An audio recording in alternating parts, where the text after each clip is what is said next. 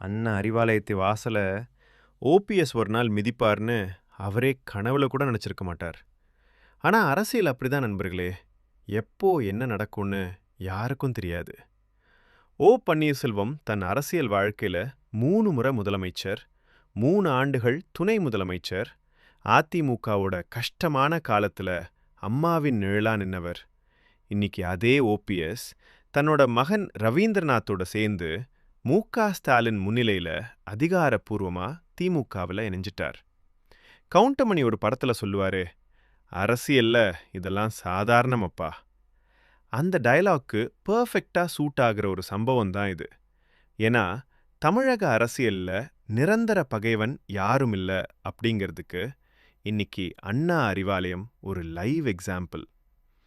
ஜெயலலிதா அவர்களோட தீவிர விசுவாசியா அறியப்பட்ட பன்னீர்செல்வம் ஒரு காலத்துல அதிமுகவின் கோட்டைன்னு சொல்லப்பட்ட தேனி மாவட்டத்தோட அசைக்க முடியாத சக்தி.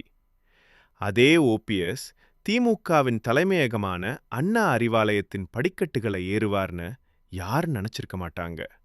ஆனா எடப்பாடி பழனிசாமியுடனான அதிகாரப்போர் அதிமுகவிலிருந்து ஓரங்கட்டப்பட்ட நிலை, அதுதான் இன்னைக்கு ஓபிஎஸ் அண்ணா அறிவாலயத்துக்கு கொண்டு வந்துருச்சு.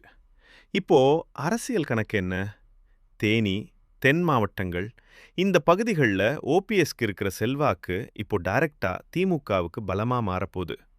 அதிமுகவுக்கு இது ஒரு பெரிய பின்னடைவு. ஏன்னா 2024 நாடாளுமன்ற தேர்தலில் தேனி தொகுதியில் அதிமுக டெபாசிட்டே பறிகொடுத்தது.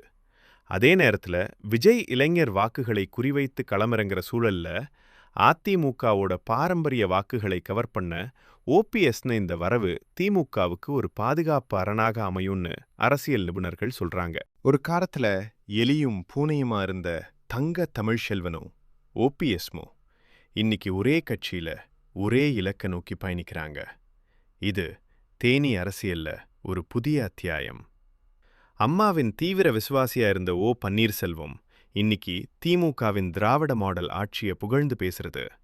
இது காலத்தின் கட்டாயம் மட்டும் இல்ல, தமிழக அரசியல்ல ஸ்டாலின் செய்த ஒரு பெரிய வியூக மாற்றம்னு தான் அரசியல் வட்டாரம் பேசுது. ஒரு காலத்துல எலியும் பூனையுமா இருந்த தங்க தமிழ்செல்வனும் ஓபிஎஸ்மும் இன்னைக்கு ஒரே கட்சியில ஒரே இலக்க நோக்கி பயணிக்கிறாங்க. இது தேனி அரசியலில் ஒரு புதிய அத்தியாயம். அம்மாவின் தீவிர விசுவாசியா இருந்த பன்னீர்செல்வம் இன்னைக்கு திமுகவின் திராவிட மாடல் ஆட்சியை புகழ்ந்து பேசுறது. இது காலத்தின் கட்டாயம் மட்டும் இல்ல, தமிழக அரசியல்ல ஸ்டாலின் செய்த ஒரு பெரிய வியூக மாற்றம்னு தான் அரசியல் வட்டாரம் பேசுது. இந்த அரசியல் மாற்றம் பற்றி நீங்க என்ன நினைக்கிறீங்க? கமெண்ட்ல சொல்லுங்க. வீடியோ பிடிச்சிருந்தா லைக் பண்ணுங்க, சப்ஸ்கிரைப் பண்ண மறக்காதீங்க.